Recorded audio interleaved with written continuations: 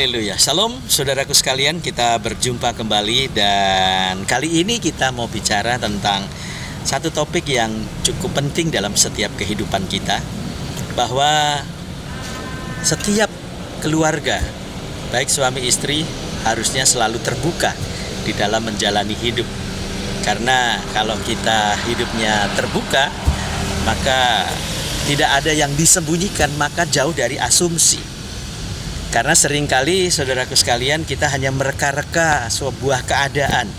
Melihat suami yang kelihatannya agak dingin, kita sudah curiga sambil berkata, waduh kenapa nih suami saya? Jangan-jangan terpincut oleh kuntilanak gitu ya saudara.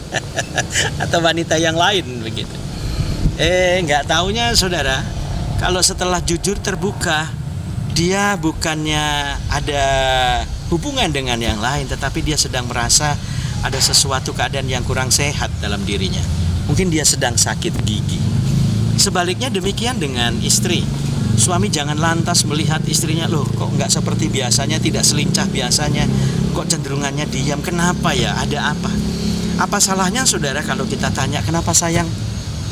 Kenapa pak? Kenapa ma? Gitu ya saudara. Supaya keakraban itu menjadi ikatan yang kuat dalam keluarga. Sehingga di antara suami istri saling memperhatikan, saling memperdulikan. Sehingga rasanya tidak begitu baik apabila suami hatinya tersakiti, istri hatinya tersakiti.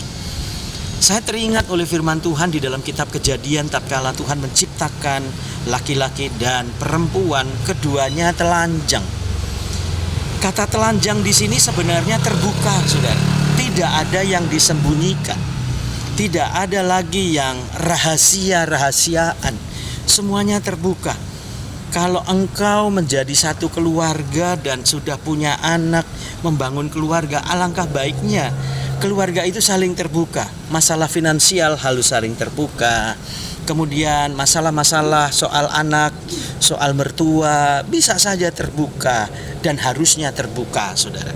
Karena kalau ada yang disembunyikan, malah ketahuan. Jadi tidak enak gitu saudara. Hubungan suami istri jadi renggang.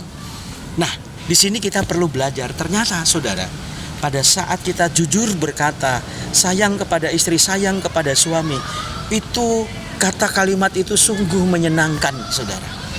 Alangkah baiknya kalau kata-kata manis yang kita ucapkan, sayang, kita ucapkan cinta, kita ucapkan I love you setiap waktu, setiap saat, itu akan baik buat pertumbuhan keluarga saudara, dan baik buat kerohanian kita.